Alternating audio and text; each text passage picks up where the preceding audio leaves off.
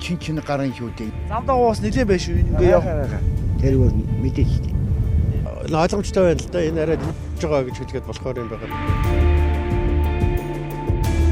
Мал амтны эрүүл мэндийн тухай хууль хэрэгжиж эхэлж байгаа. За энэ хуулиар малчтад хүлээлгэх хариуцлагыг нэлээд чангатгаж өгсөн байгаа. Одоо энэ өвчин малынхаа сэгдэмдгийг устгаж тэгээ одоо өвчин гарууд одоо яах вэ гэж ярилцсан л та.